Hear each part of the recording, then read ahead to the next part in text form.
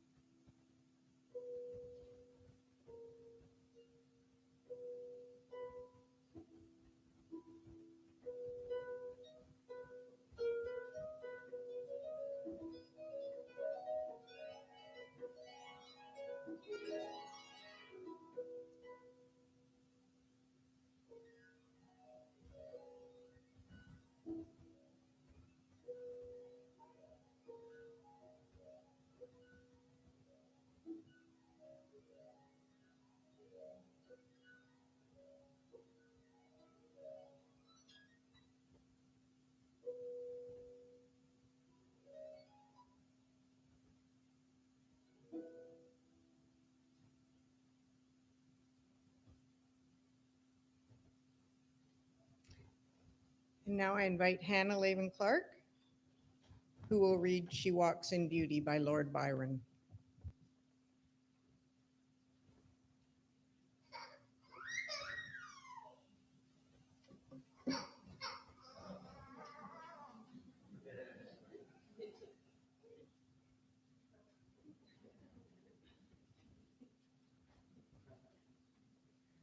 Okay, so Grandpa sent this to me. I'm just going to read what he said about it.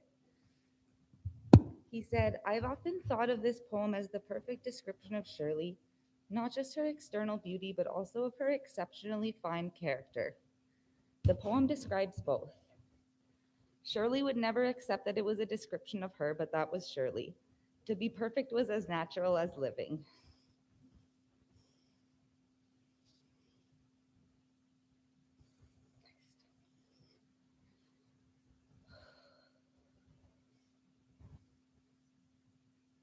She walks in beauty like the night of cloudless climes and starry skies, and all at best of dark and bright meet in her aspect and her eyes.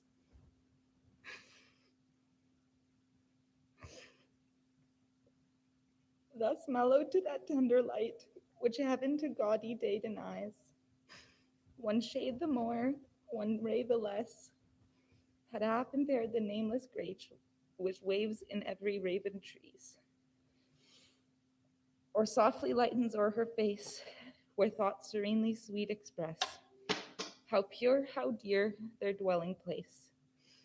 And on that cheek and o'er that brow, so soft, so calm, yet eloquent, the smiles that win, the tints that glow, but tell of days in goodness spent, a mind at peace with all below, a heart whose love is innocent. Thank you.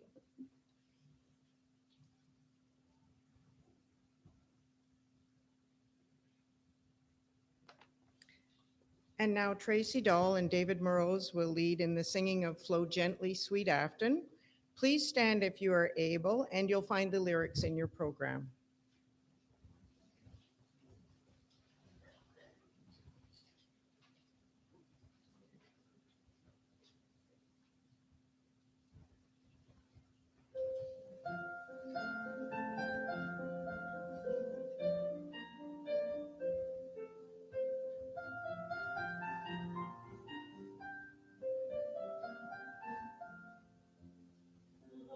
Gently, sweet after, come on thy green place. Flow gently, I'll sing thee a song in thy praise. My Mary's asleep, my from her stream. Flow gently, sweet after, disturb not her dream. Thou soft of fools and only sounds to her ye wild whistling blackbirds, leave not my winged hand. Oh, ring, crested, laughing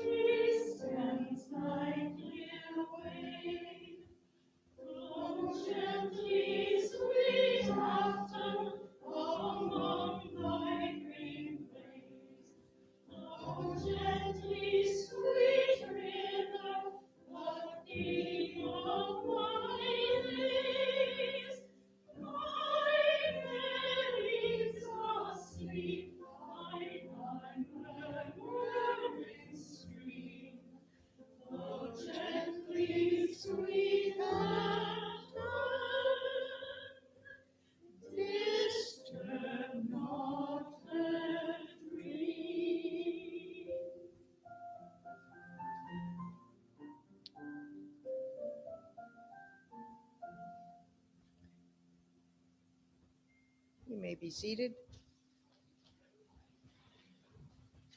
Tracy will now perform Bill's favorite song, A Fond Kiss.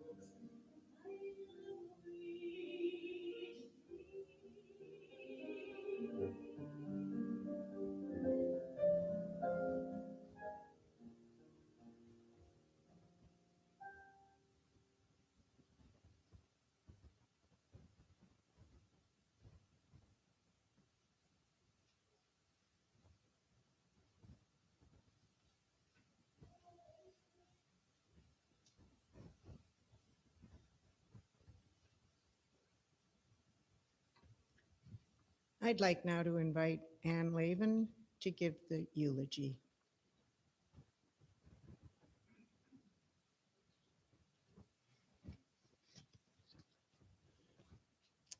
Thank you, Sue. Good morning. Thank you, everyone, for coming. And thank you for all the kind words from everyone and words of support in recent days. A little anecdote just about Flow Gently, Sweet Afton. Mom heard the girls practicing it once for their singing lessons, and she told me they used to sing that song in something she was in called CGIT, Christian Girls in Training, organization they had before they had Girl Guides and so on. And that line, thou green-crested lapwing, thy screaming forbear, so they changed it to thy screaming for a beer, which I'm pretty sure back then was a really risque thing to do in the day in Invermay. And in her last days, Mom unexpectedly asked for a beer and about a beer. And this is what came to mind. I thought, I wonder if she's remembering the way they changed Flow Gently, Sweet Afton. So there you go. I can't sing that song without thinking of that. So first, Mom made it clear there were to be no cliches associated with any aspect of her death. So, of course, this is entirely consistent with her respect for language and her discerning mind. So, I humbly submit to your scrutiny to keep count of any violations and let me know if I mess up. Later in private, if you don't mind. And that gives me a good place to start. Recognition of how profound an influence Shirley's literacy and mind were on me, along with her commitment to duty and to doing things right, as they were to all of us, I'm sure. And to make the most of whatever situation she was confronted with, even if she didn't choose it. To be at the same time frugal and generous, accepting and strict, attached and allowing of space. In short, the hardship of being a good parent. So this is the copy of Black Beauty that Mom read to me. She read a chapter at a time as a bedtime story. I was young, but I was not so young that I couldn't sometimes read along with her. So I must have been about 7 or 8 years old. And I know she read the whole book to me more than once. As I think about that, it makes me realize she must have liked the book herself because she undoubtedly had other things to do, especially at bedtime with 3 or possibly 4 other children. And she definitely objected to reading less worthy bedtime stories, which shall remain nameless, especially repeatedly. The chapters in Black Beauty are very short, I looked back and noticed, so it probably only took a few minutes each evening. And she likely didn't get to read her own choice of books at that stage of life, so this was her chance to enjoy some good writing and to have a little one-on-one time with me, which was a very fleeting commodity at that stage of life. So it's possible that my own love of a well-written and gripping work of fiction, as well as of horses, started with this book, which was a choice, but also just what happened to be at hand.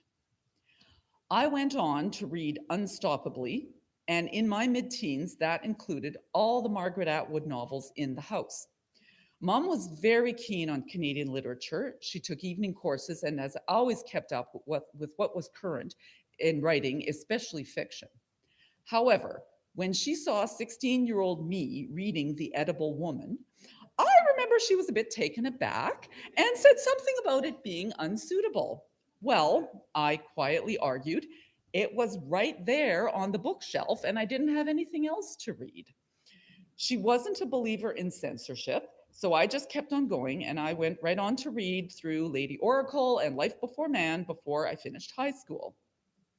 It probably didn't hurt to have a bit of parental disapproval, to channel some low-key adolescent rebellion into enthusiasm for full-fledged literary fiction in this way. That was about as rebellious as I got at the time, be that as it may.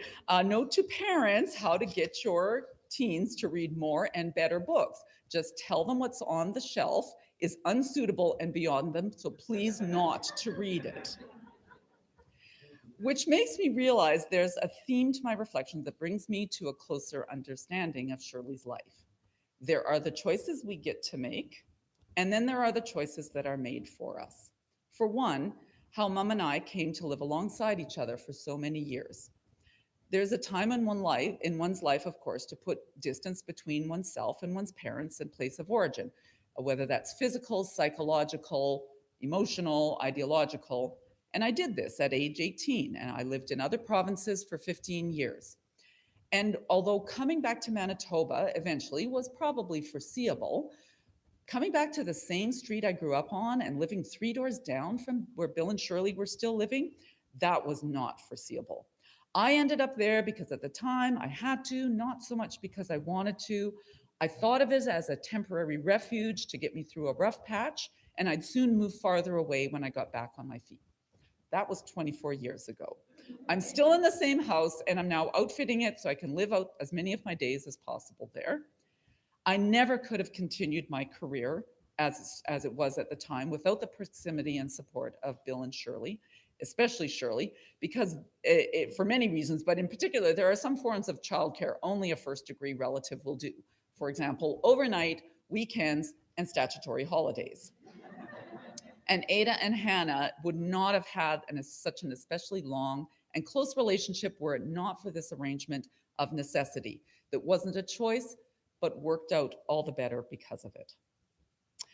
And speaking of choice of career, that was not actually a privilege that Shirley had. Of course, she trained as a nurse and continued to identify with that profession throughout her life.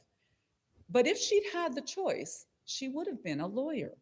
I know that because when I told her that I was going to study medicine and become a doctor, she told me she was disappointed. She'd hoped that I was going to be the lawyer that she never got to be. Sorry, Mom. Hopefully, I made up for it.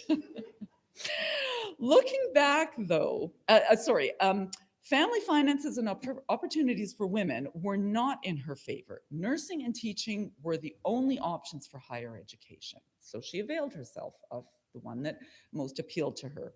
Looking back now on her life of accomplishments in community service, education, the arts, family, home, how many of these would she have likely have happened and pursued if she'd gone to law instead of the past that chose her? Would she have met Bill and shared a lifetime of collaboration?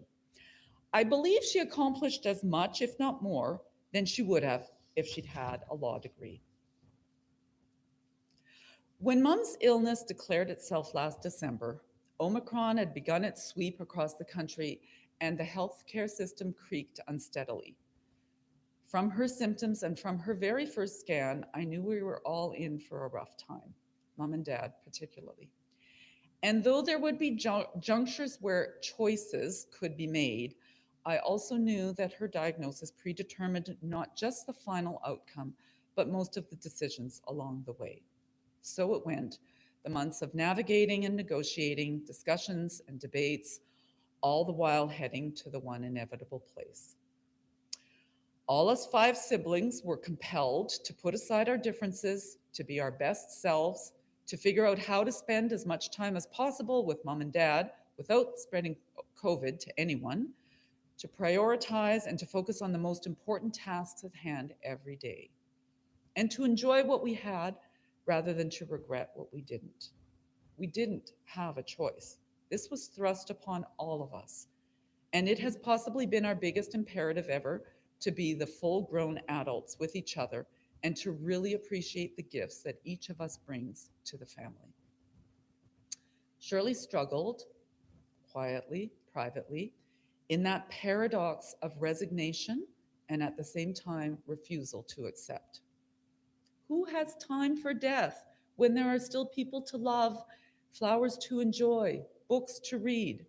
She was in the midst of an online history course and a biography of Vladimir Putin when she went into palliative care at Riverview.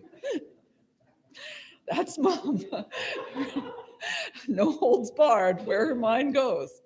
That morning, she and Dad and I went through some of the new gardens at Assiniboine Park. She was delighted at the smell of freshly mown grass and the sound of a red-winged blackbird's call.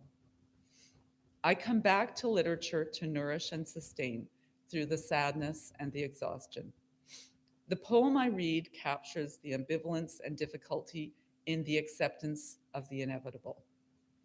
The will to live remains strong and resists a peaceful capitulation. Emily Dickinson. Because I could not stop for death, he kindly stopped for me. The carriage held just ourselves and immortality. We slowly drove. He knew no haste, and I had put away my labor and my leisure too for his civility. We passed the school where children strove at recess in the ring. We passed the fields of gazing grain. We passed the setting sun. Or rather, he passed us. The dews drew quivering and the chill for only gossamer my gown, my tippet only tulle. We paused before a house that seemed a swelling in the ground. The roof was scarcely visible, the cornice in the ground. Since then 'tis centuries, and yet feels shorter than the day. I first surmised the horses' heads were towards eternity.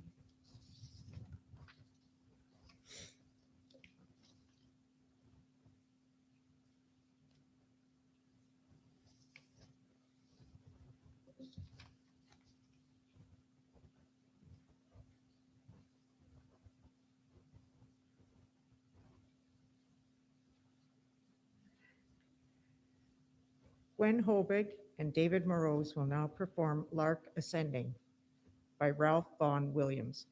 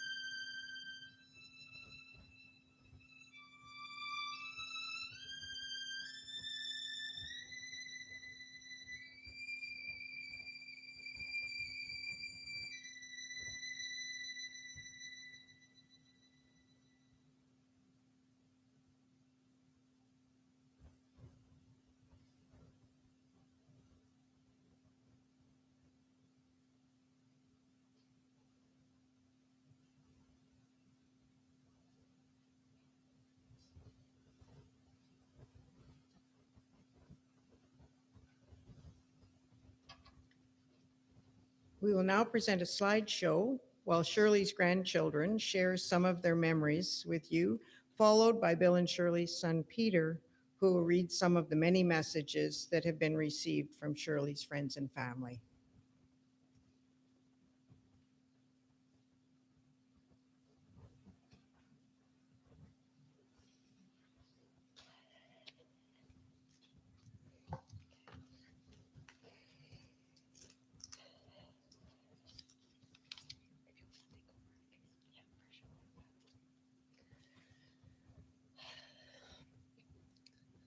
Okay. Good morning. I can tell you all from firsthand experience how difficult it is to put into words the impact that Granny has had on each of our lives. I know that for all 7 of us grandchildren, she has been a huge part of what has made us into the people that we are today. Hannah and I are honored to be able to share our own memories of Granny, as well as the memories contributed from her other grandchildren with you today. I'll go first.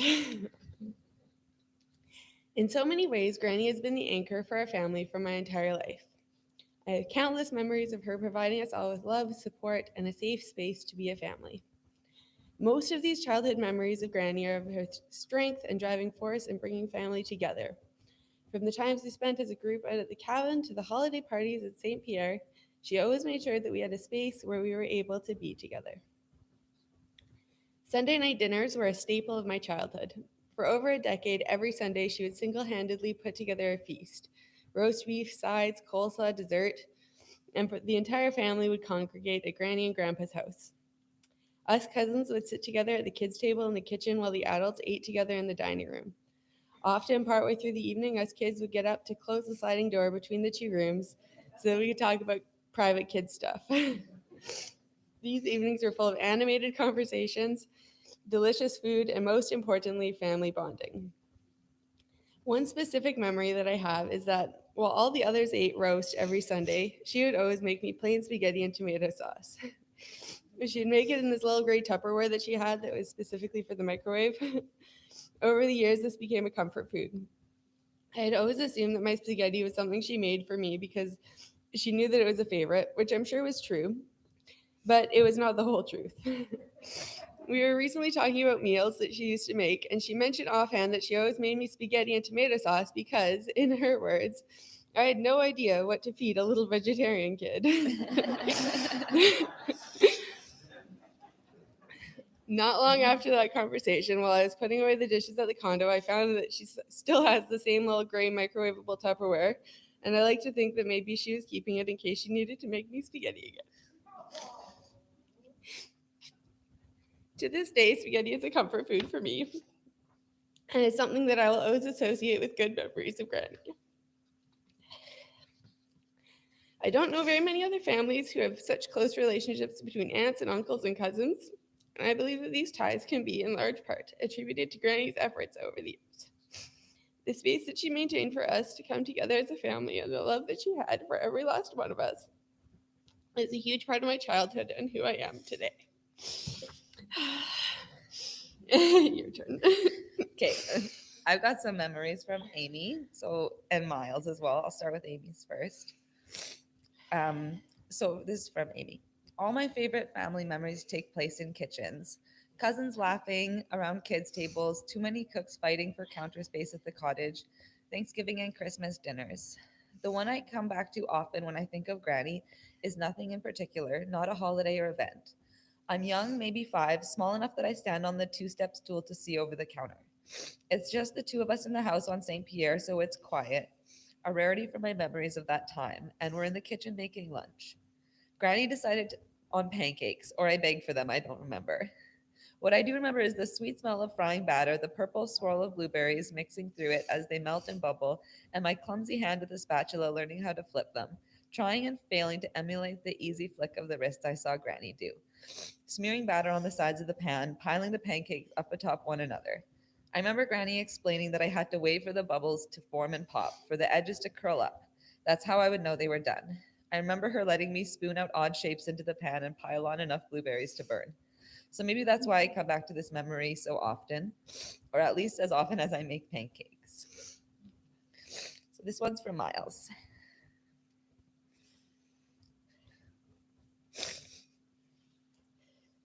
For 28 years, I've felt your love and kindness deep in my heart.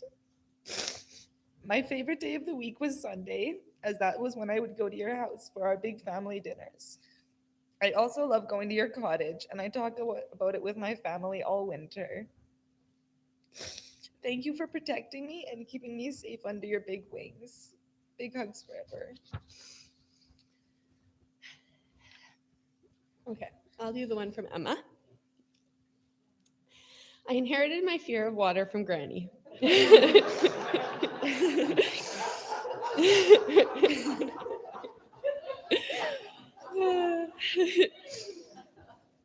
Over the years, we had numerous discussions about our lack of enthusiasm for boat rides and pool floaties, but I wanted to share a little bit about one of our first conversations on the topic. Granny had taken me to my swimming lesson one weekend, but I was too scared to get in the water. I distinctly remember feeling frustrated with myself that day and not able to keep up with the other kids, and I think Granny noticed. While we were sitting watching my lesson, she gently reminded me that if I wanted to go to the cottage, I needed to learn how to swim. But she also told me something I hadn't ever heard before. She told me that once I learned to swim, if I was still scared or didn't want to, I never had to swim again. That many adults like herself don't like swimming, and that there was nothing wrong with that. She likely forgot that conversation, but the lesson she shared that I didn't have to listen to the pressure that I put on myself on what I thought I should be doing became one I've come back to time and time again. Whether it's trying out new sports, taking on work and internships during my studies, or more recently accepting an intimidating new job down in a new country, her reminder is always there and has provided me the confidence to jump in, knowing that if I've given it my best and it's just not for me, I can always take a step back and forge my own path. Okay, so this one's from Ada. Granny was never one for excessive or gushy words of affection, but she always knew how to make sure we felt her love anyhow. One of the ways she did this, and there were many, was through her food and cooking. Whether it was grilled cheese and tomato soup for lunch or apple pie at a family dinner, her food was always simple and delicious. I think we've all tried our hands at recreating her recipes, but she always just makes things taste better. She also held no end of strong opinions about food and how it needs to be prepared and shared in the proper way. I don't think she was ever as disappointed in me as the time I forgot to save the potato water to make gravy at Thanksgiving. I'm gonna add in one time I made tea for my grandma with the bag in the cup. She was horrified. I was there, so maybe I'll add that I think that the comment that came out of her mouth was, "What an awful way to make tea." What on earth is this?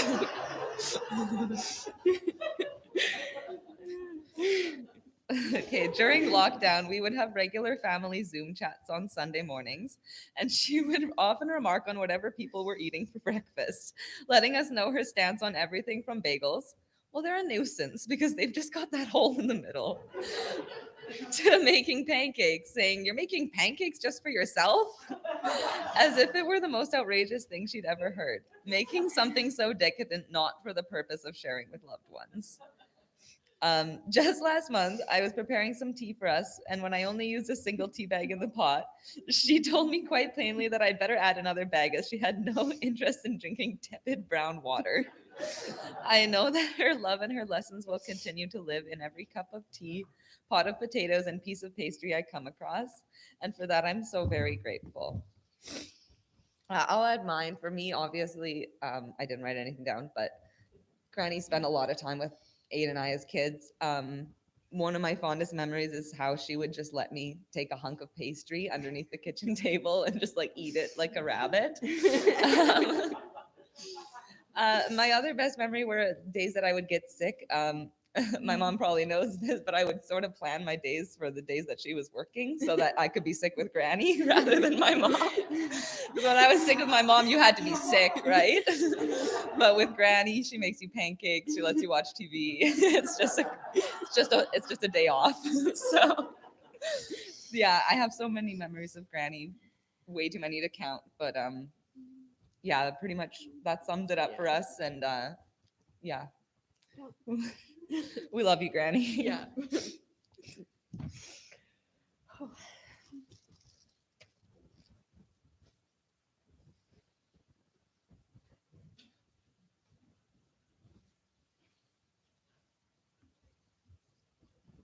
Thank you. You guys, good job. Job, everybody. Thank you for making the time to share these precious moments and memories with our family. I have a few words to read from our family members and friends, starting with my son Marcel. Now, we all know that Shirley loves her curling, the game of curling, not curling your hair. Sorry, I'm just getting over the fact that my picture with the mullet showed up on there. Well, there's people that saw that on the internet. I'm gonna get you. It's all good. I did share that with my family when I saw that picture the other day, and it was just mind-boggling. But I love it. I love pictures. Anyways, we all know that Shirley loves the game of curling. But one memory, sorry, move this, will always stick with me was the day I found out how much she loved the game of football. I believe this was back in 2016 when the Calgary Stampeders were up against the Ottawa Red Blacks in the Grey Cup. Bill and Shirley had come over for dinner, and the moment we finished eating, we all found ourselves huddled around the TV. I remember while sitting there on the floor, I started to wonder, does Shirley really want to be watching this right now?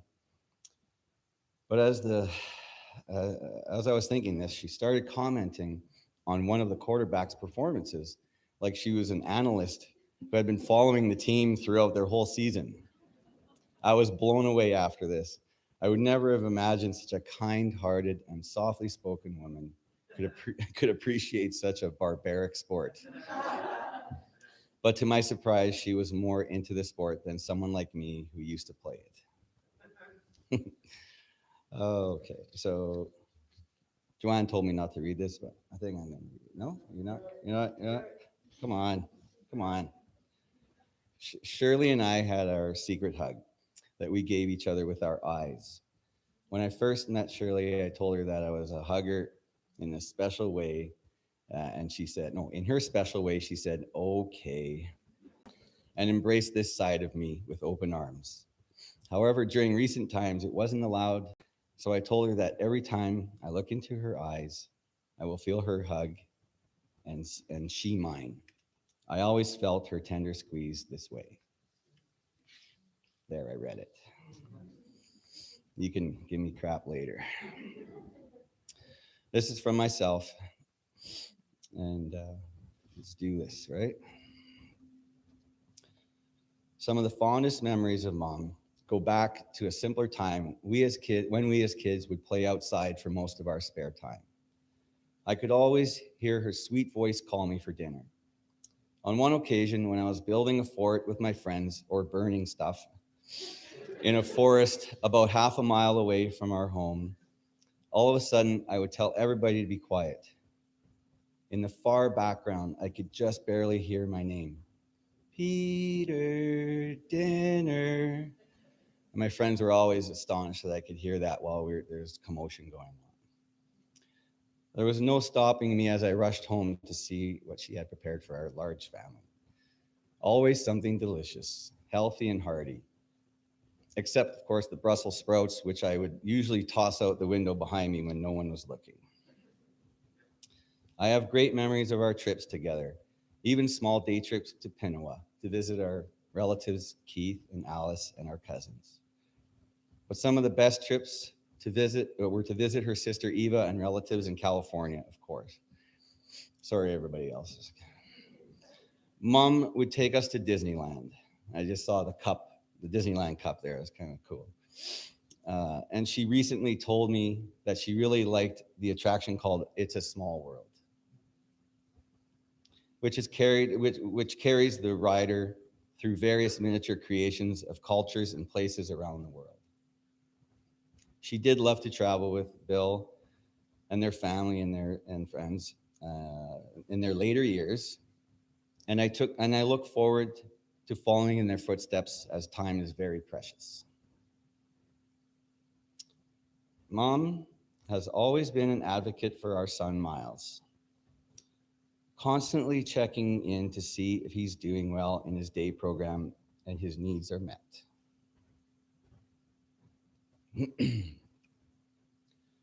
I will do my best to make sure that her parenting and her grandparenting skills live on through my own actions. I'll do that. This is from our daughter, Justine. Families are complex and include multiple layers. With Shirley, we were always family, no matter how we came into her life. I felt important to her.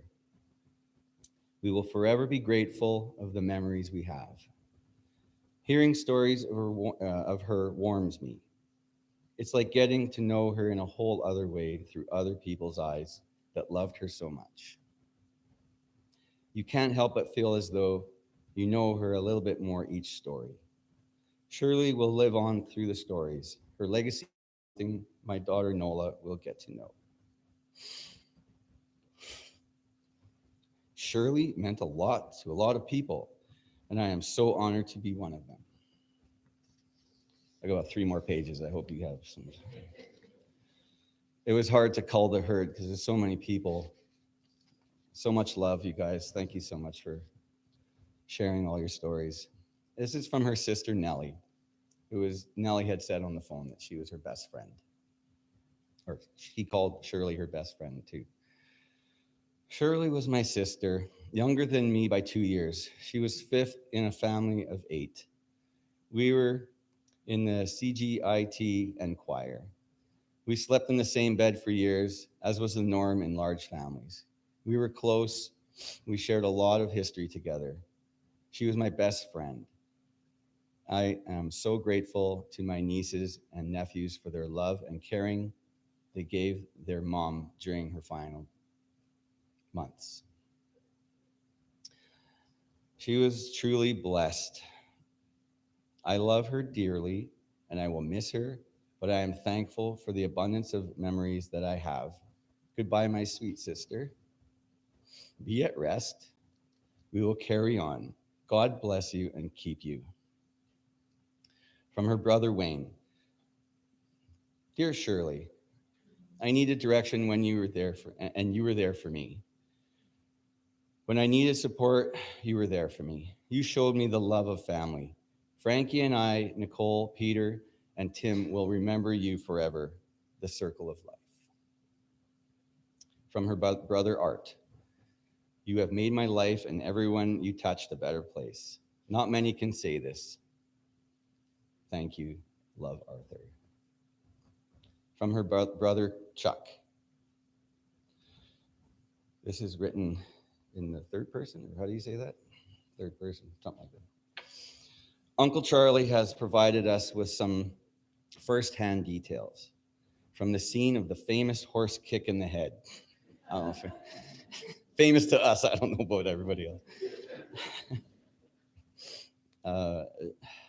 She said their dad warned them not to go in with the horses, but Shirley was too brave for her own good.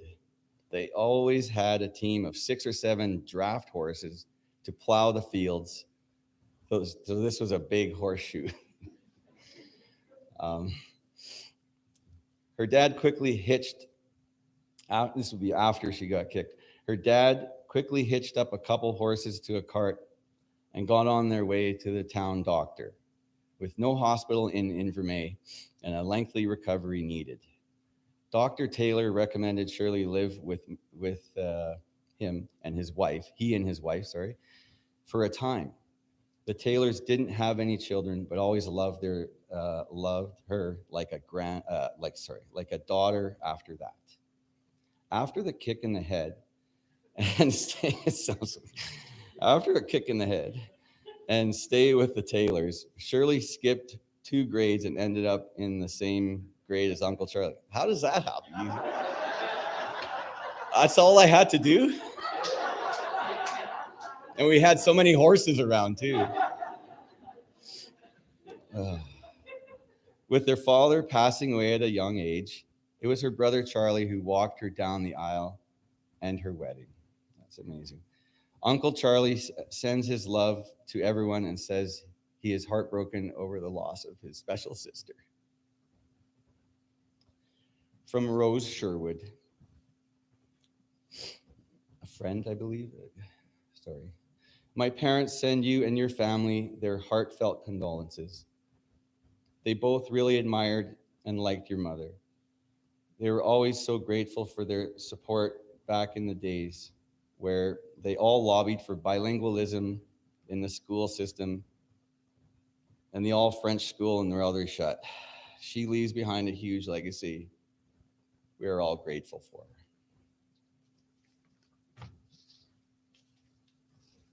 Page 4 of 4. From Josanne McDonald. Shirley left me with some cherished memories. I used to stare at her and think, what a classy, smart, loving mom you were all so lucky to have. I tell my students when we study Mardi Gras, I don't know how they study Mardi Gras, but that's something, about the money your mom used to hide in Jenny's birthday cakes.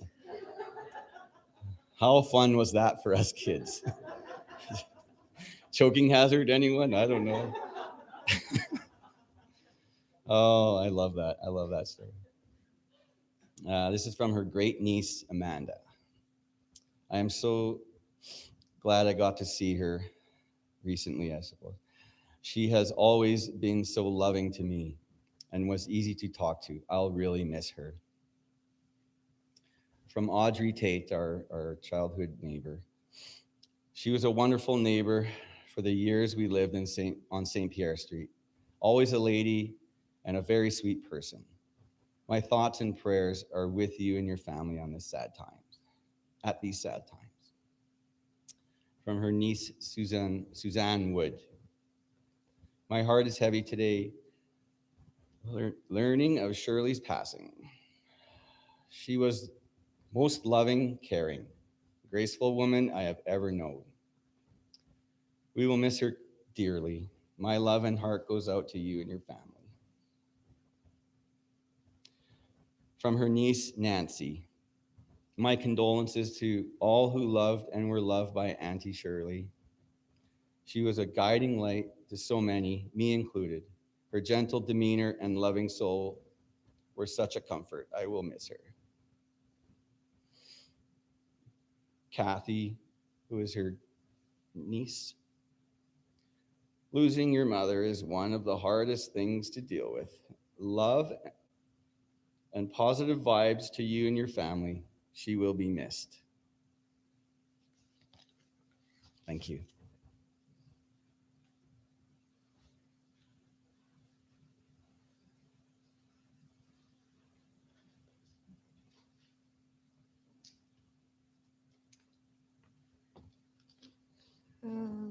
If you're able, please stand now for the singing of Joyful, Joyful, We Adore Thee by Beethoven.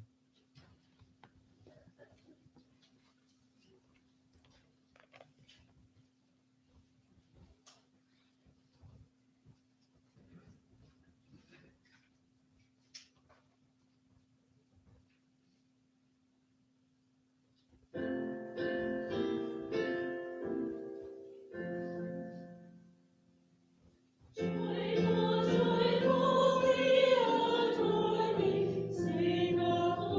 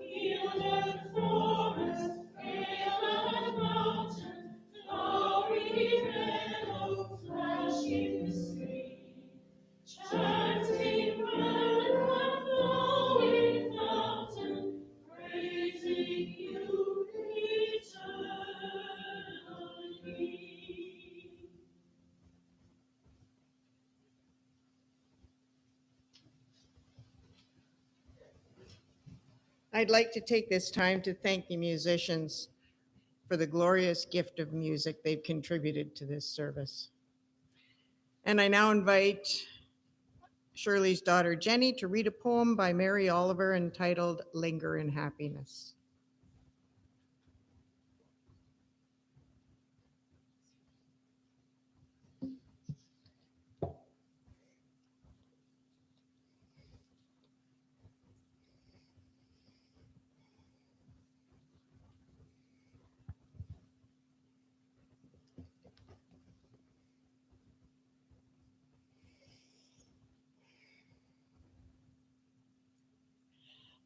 After rain, after many days without rain, it stays cool, private, and cleansed under the trees.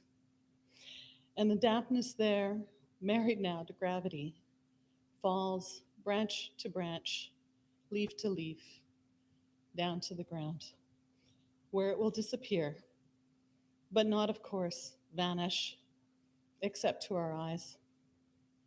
The roots of the oaks will have their share, and the white threads of the grasses and the cushion of moss. A few drops, round as pearls, will enter the mole's tunnel. And soon, so many small stones, buried for 1,000 years, will feel themselves being touched.